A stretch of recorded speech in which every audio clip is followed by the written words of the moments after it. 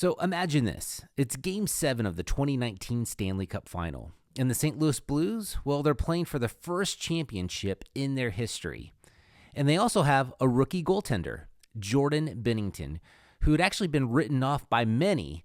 And now, in this moment, he finds himself facing relentless pressure from the Boston Bruins. So what carried Binnington through the intensity of this type of moment? Well, it comes down to one thing: confidence. Confidence built through preparation, focus, and an unwavering belief in his abilities. So he didn't just show up, he stood tall, making critical saves and leading the Blues to their first ever Stanley Cup victory. So confidence like that isn't accidental. So in this episode, we're going to actually break down the exact formula to help you cultivate that same kind of mental strength in your own game.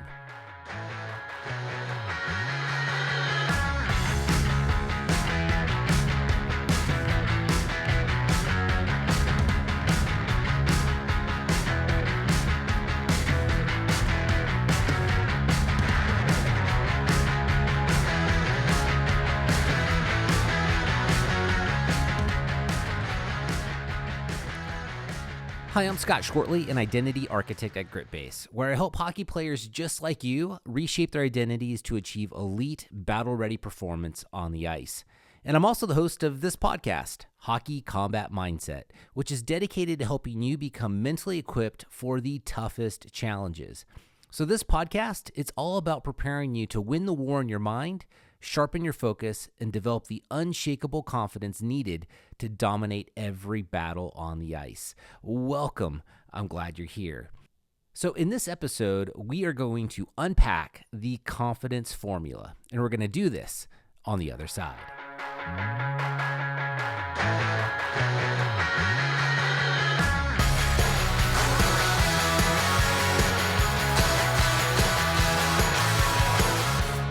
So as a youth hockey coach at the Ford Ice Centers, which is affiliated with the Nashville Predators, I've encountered a recurring concern among parents, and it's this: that their children exhibit confidence during practice sessions, but they struggle to maintain it come game time. And maybe this sort of story or narrative sounds true to you as well, because I know not only with the youth that I coach, but even some of the adults that I consult, this is also a recurring issue.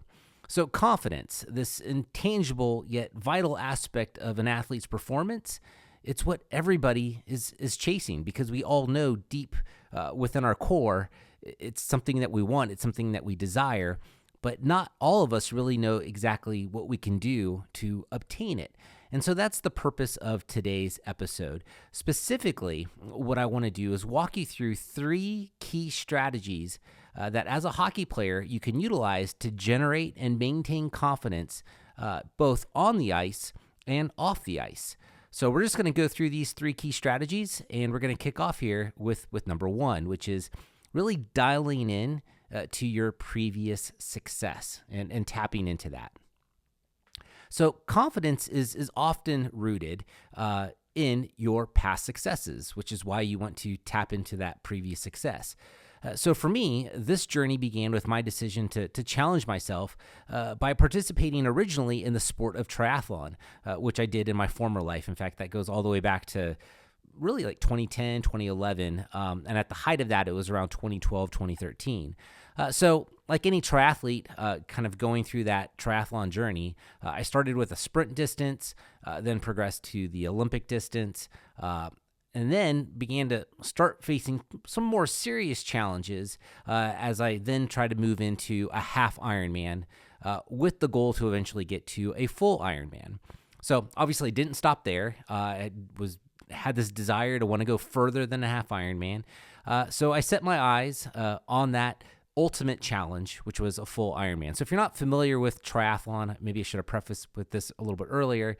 It's basically comprised of 3 sports. You swim, you bike, and then you run.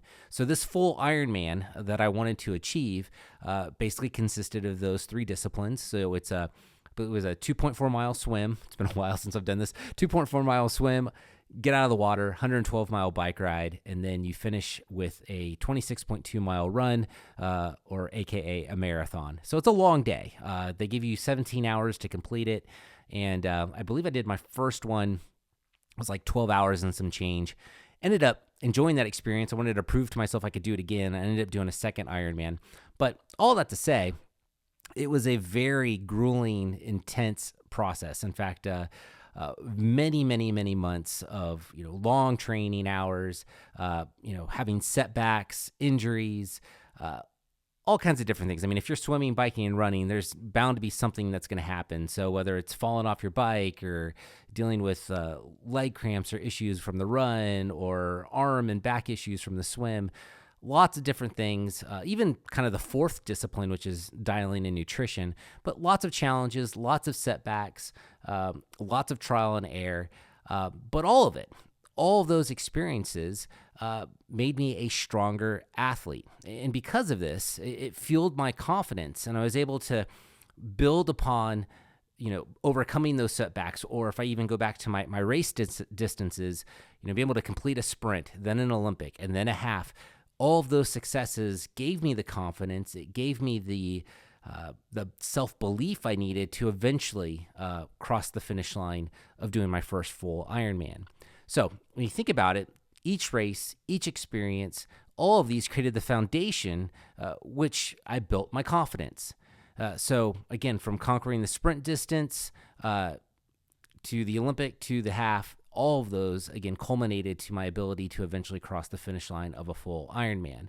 So what does this mean for you as a hockey player? Well, if it's about executing a flawless play or scoring a goal or being the main point scorer on your team, these things, these outcomes that you desire have to come from previous experiences. So the more you can have those experiences, the more you can overcome setbacks, the more you can draw from your previous successes. Ultimately, all these things are going to build to your level of confidence. So really kind of the good news here is the more diverse, more diversity in your experiences, the broader pool of confidence that you can actually draw from when faced with challenges. So all this to say, if you want to be a more confident hockey player, the main theme or the main headline I want you to pull from this is diversify your experiences. How do you do that? Well, hit the gym more, go to the rink more, get outside your comfort zone, do these different things every single day, take risks, embrace challenges, do those hard things, and then your future self can pull from those past experiences, hopefully their successes. You can pull from that, and that's going to continue to fuel your confidence day to day, month to month, year to year, and so forth. So, quick exercise for you. What I want you to do is think about that. Think about your previous successes. Why? Again, it's one of these three elements. It's one of these three key strategies that are going to build your level of confidence. So, take a moment, reflect on specific instances. You can even start with your last game or practice where you felt confident. And think about the factors that contributed to that level of confidence. And then now, how can you replicate those experiences in future games? So really think that through. So again, think about your last game or practice. What were you doing where you felt confident? What factors were happening that contributed to that level of confidence? And now, how can you continue to replicate it?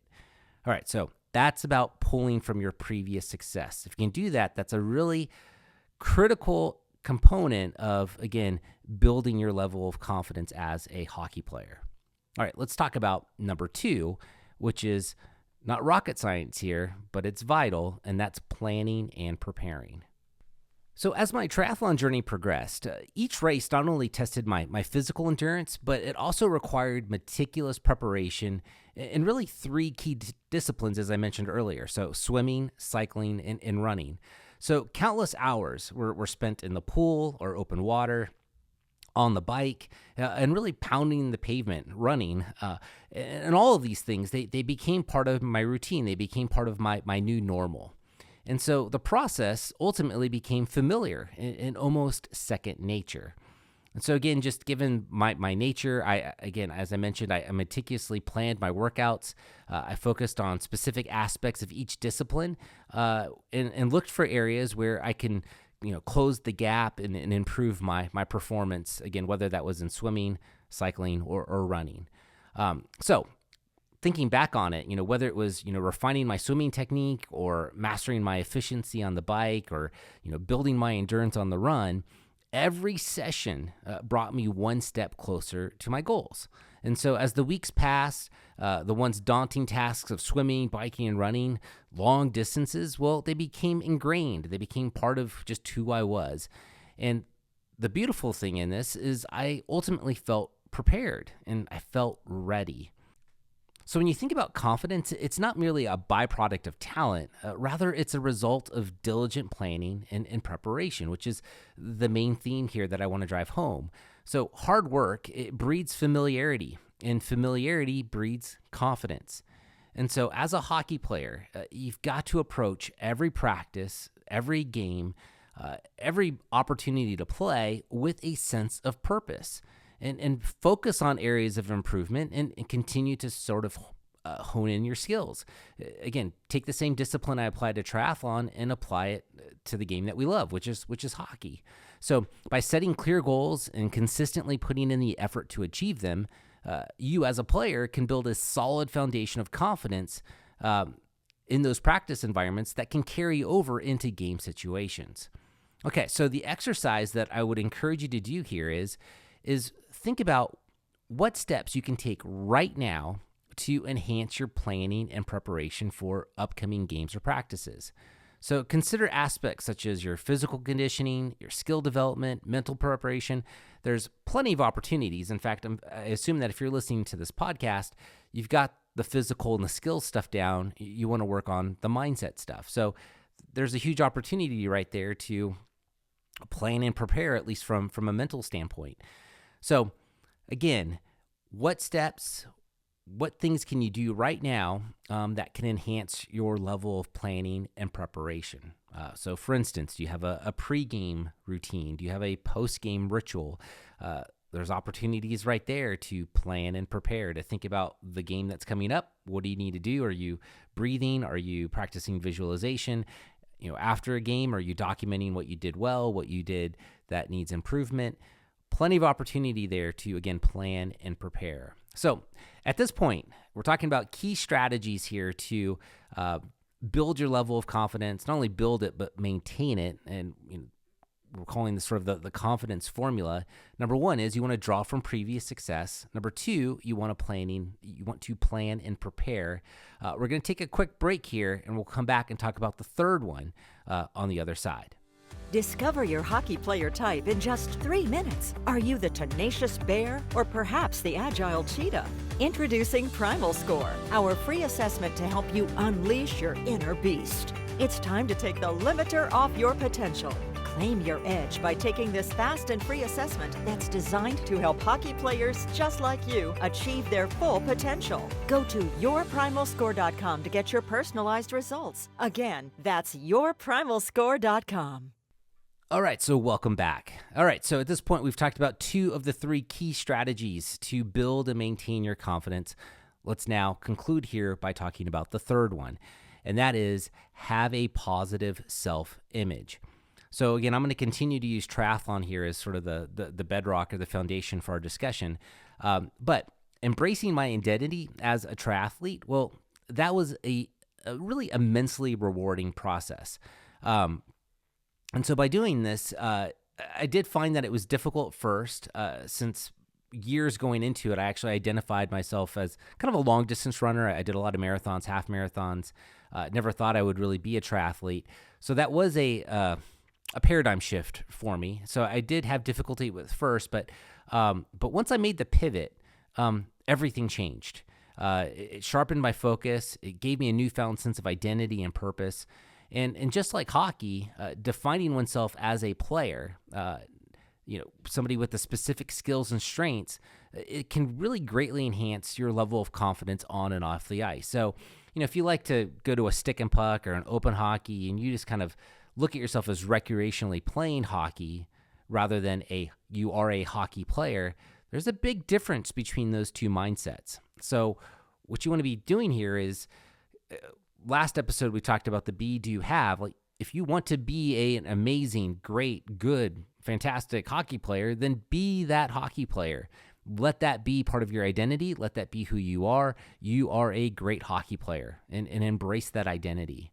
So keep in mind here, your thoughts, your beliefs, all those different things about yourself, they profoundly influence your confidence levels.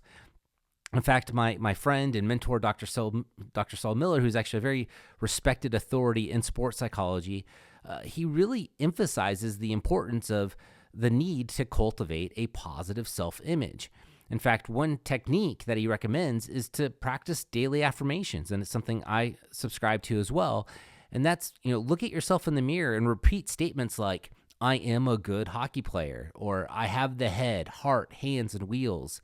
And over time, these affirmations, they're going to reframe the negative self-talk and instill it with a more positive mindset. You're going to begin to believe what you're saying. You're going to embrace what you're saying, and it's going to become who you are. It's going to be your new identity. It's going to be your new belief system. So again, the only way you're going to be confident is you've got to have this positive self-image.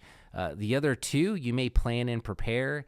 You may be able to pull from previous success, but if you don't have a positive self-image, you're missing a big piece there, and there's a huge gap in your ability to really fully be confident when you're out there doing your thing. All right, so here's an exercise I would recommend for you. So borrowing from Dr. Saul Miller, I would suggest create a list of 5 to 7 affirmations tailored to your specific strengths and areas for improvement. And repeat these affirmations daily to reinforce your positive self-beliefs and combat self-doubt. One thing that he always recommends, and he's recommended to me as well, is what's an activity that you do every single day? Well, most likely you're brushing your teeth. Hopefully you are. So when you're sitting there in front of the mirror brushing your teeth, it's a perfect opportunity to actually go through your 5 to 7 affirmations. So carve out some time. Think about 5 to 7 affirmations. You can start with something so simple as, again, I'm a good hockey player, and state that to yourself. Say it out loud when you're brushing your teeth in the morning and when you're doing it in the evening. All right, so as we begin to wrap up here, if you're wanting to, again, build and maintain confidence, realize this. Confidence is not something that just magically appears overnight. Instead, it's actually a skill, and it's going to require time, effort, and intentionality to develop it and maintain it. So again, by leveraging your past successes, thinking about those things that you've done well, where you can pull from those things, and committing to planning and preparing, and know that you've done the hard work, and then cultivating this positive self-image that we're talking about, you as a hockey player, you can build a solid foundation of confidence that's going to empower you. So remember this, confidence is not just a trait, it's a mindset, and it can be nurtured and it can be strengthened with practice and persistence. All right, so there you have it. That is the confidence formula. Those are those 3 key strategies that you need to be mindful of. All right, if you are new to the world of mindset or mental performance coaching as it relates to the sport of hockey, good news for you. I've actually created a comprehensive guide. It's called the Elite Athlete, the Ultimate Guide to Mental Performance Coaching. So this guide was specifically designed, I put it together really to help you navigate the early stages of finding the right mental performance coach. So if you've got questions sort of swirling around in your head right now, you're thinking, man, I probably do need help on the mindset front, but I don't know exactly where to start. That's what this guide is all about. So personally, I would love to be your mental performance coach. Again, if you've got questions, take a look at that guide. Again, it should answer any questions that you do have. And you can download your free copy at gritbase.com/eliteathlete. I'd also love to stay connected on Instagram, where I share daily insights and strategies for mental performance in hockey. Just search for @gritbasehockey. You can hit follow and you can join that community. With all that said, I hope you have a great week. I'll catch you next Tuesday. And until then, stay focused and stay fierce.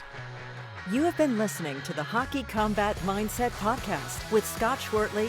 New episodes release every Tuesday, so be sure to subscribe wherever you get your podcasts. Leave a rating, provide a review, or make a topic recommendation for a future episode. Thanks again for tuning in, and join us next week for another episode.